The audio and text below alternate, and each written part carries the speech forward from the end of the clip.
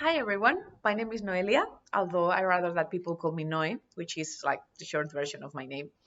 I'm originally from Spain, but I came to Norwich 5 years ago in January 2021. It's going to be 6 years that I've been living here. I am a research associate in the School of Pharmacy at the UEA, and I work in Dr. Aram Said's lab. I just wanted to let you know a bit more about my project so you can see the different perspectives and the different science that we can do here at the UEA in the School of Pharmacy. So in Dr. Aram Said's lab, we work in a field that is called tissue engineering. And my project is specifically about tendons. I've been doing this project throughout my PhD for the past 4 years. And I don't know if you know that much about tendons. Tendons is basically what transmits the forces between our muscles and our bones. And tendons are a really unique type of tissue. They are elastic, and they are flexible, but they are really mechanically robust because if you think about the forces that they need to do to support our locomotion, they are a really strong tissue.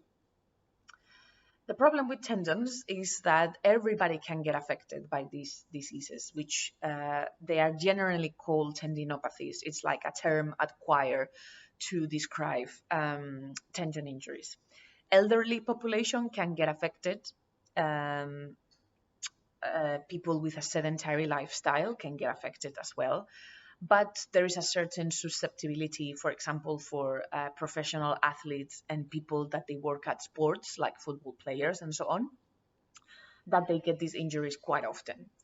The problem when you have a tendon injury is that if in worst case scenario you have a tendon rupture, you are likely going to go through a surgical procedure.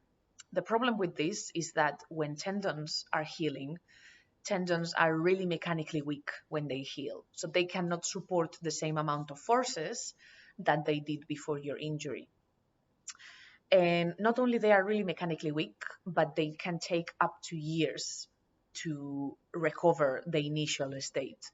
And it's believed that it will never be as it was before the injury, like in a healthy tissue. And there is also another problem, which is that once the patient goes through surgery and the patient gets prescribed medications or rehabilitation, so on, there's a certain history that the patient will go back to their original lifestyle and they are going to start applying forces and tension to this tissue that is still mechanically weak. So what's going to happen is that there is going to be a loop and a history in this patient of having the injury, going through surgery, getting a re-injury, and getting a second, a third, or even a fourth surgery. Not only this is really bad for the patient and for the tissue itself, but this also costs a really high amount of money and a really big economical burden to the healthcare system, not only in the NHS in the UK, but it happens in all developed countries. And also because the lifestyle is increasing and the population are acquiring a more active lifestyle, the prevalence of the tendon injuries are just set to increase. So somebody has to do something about this. And what can we do from the science perspective? Well, in Dr. Aram Said's lab, like I was saying, on my project, we have been working in tendon injuries for quite a lot of years now. In my project in particular, what we are trying to do is to fabricate implants that they are going to occupy that portion of the tissue that has been broken. And these implants are meant to give this mechanical support that the tissue is lacking when it's trying to heal. How do we do these implants? Well, we do them through 3D printing. 3D printing is a technique that has revolutionized the tissue engineering field and other fields, but applied to our case, 3D printing is a fantastic tool that we can use and that we use for several reasons. One of the reasons is because, like I was saying before, tendons are equally flexible and robust. They are not weak whatsoever. And from the chemistry point of view, what we can do is to design these implants. We can tailor the components. So these implants are adapted to the demands from tendon. We can select the components. We can play around with the concentrations. And we can print an implant that is competent for the demands of the tendon and that we know it's going to give the mechanical supports to this tissue, which is what it requires, especially at the beginning of the injury. The second reason why we use 3D printing is because by special softwares, we can design these implants. So tendons in the human body are made of 90-95% of collagen.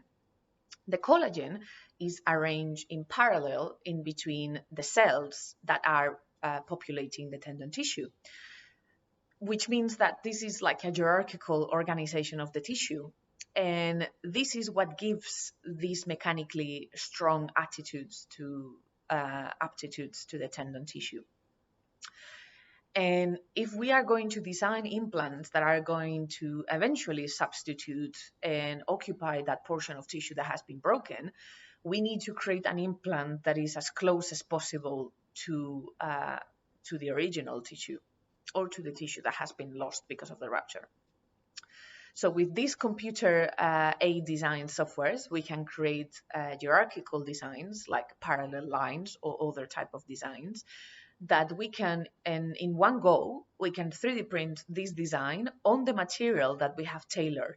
So as a result, in less than a few hours, we can have implants that are really competent for what the field is demanding right now. We can also use the implants to study different processes of the tendon diseases in the lab, or we can do more advanced studies for in the future become real implants. Something else that we do with these implants is to populate them with stem cells. Stem cells are a unique population of cells. There's many types of stem cells across the human body, but we use them because they can really help to repopulate the tissue once the implant is implanted in the patient. They can repopulate the host cells. They can help the host cells to proliferate and to recruit more cells. And also stem cells, they have unique immune properties, immune modulatory properties, which means that it is believed that they can shift an inflammatory response from the tendon to a more proliferative response from the tissue, because this is really important, especially at the beginning of the tendon injury, when the wound is really fresh and there is a lot of inflammatory signals going around the area of injury. In particular, we use stem cells from adipose tissue.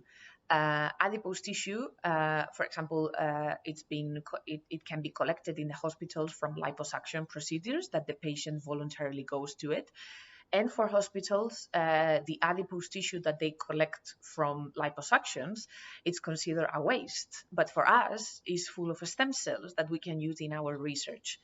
Adipose stem cells, they can get collected in a bigger volume than, for example, bone marrow stem cells. And they are believed to be way more proliferative than other type of stem cells. So for us, are really good to use for populating our implant, because stem cells are like a blank canvas. They don't know what they are. They are not specialized. So what we do on a third phase of our project is to use small molecules. They are also called growth factors. These growth factors, we gave them to the cells.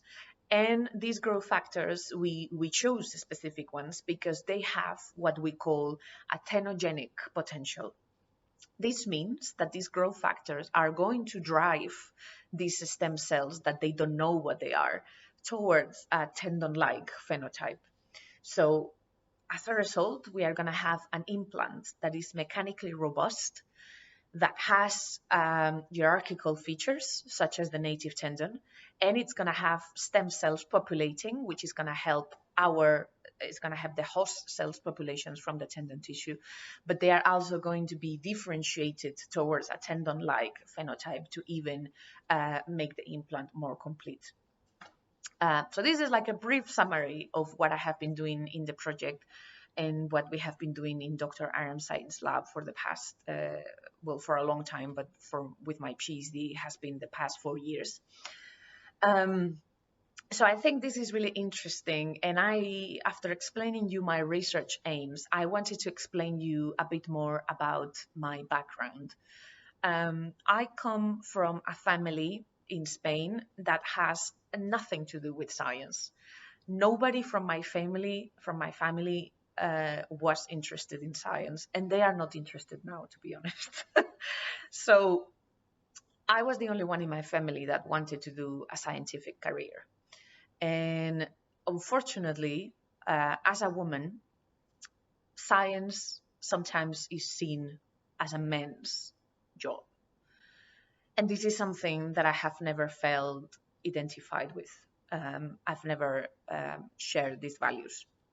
So from very early on my career, after the uni, and after I also did a master's in Spain, I saw that there was a lot of people that they were trying to convince me that this was not for me.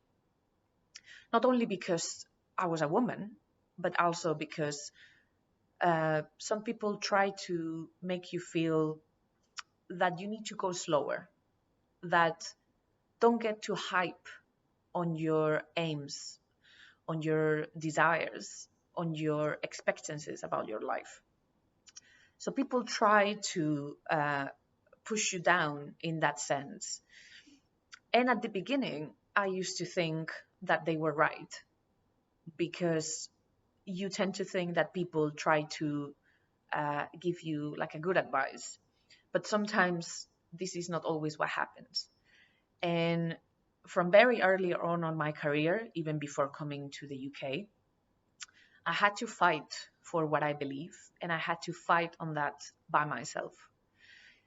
This was really difficult, but I realized from very early on in my career that I had to have really clear what were my aims.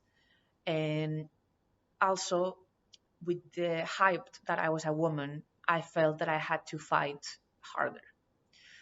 This is something that on my future academic career, because I want to follow an academic path towards lectureships and stuff, this is something that I really hope to change in the future, and is something that I'm hoping I am giving you this message today.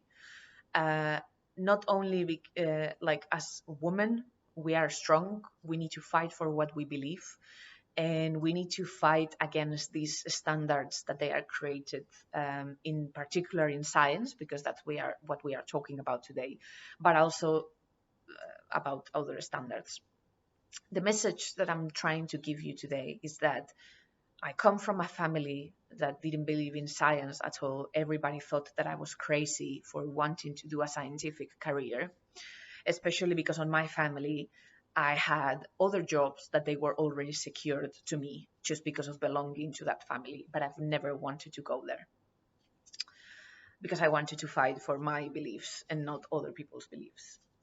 Everybody thought that I was crazy when I wanted to do a master's, and everybody thought that I was crazy when I decided to move to the UK, because I didn't have a job back in my country, and it was not possible for me to get a job back at that time, like 5 years, 6 years ago.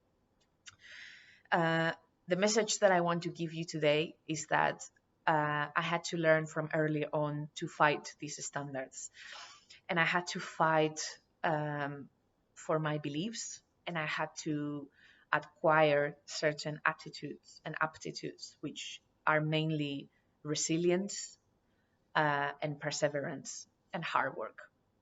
This is something that might look really intimidating from the beginning, but when I moved to the UK, I moved by myself. I didn't have anyone, I didn't have family. But after 5 years, I am doing a job that I love, and I am extremely happy of what I've become and what I have done with my own hard work for what I believe. And this is something that women can do. We definitely can do. We are stronger than we think. And this is something that I want to transfer to you today. And I hope this message has come to you, and I have been able to give you a bit of an insight of what is my research, but also my personal aims. Believe in anything that you want to do. Get that, let it sink in, and once it sinks in, you are going to be capable of doing anything that you want and anything that you propose to yourself. And always be true to what you believe and what you want to do with your life, because you are basically going to be able to do whatever you want.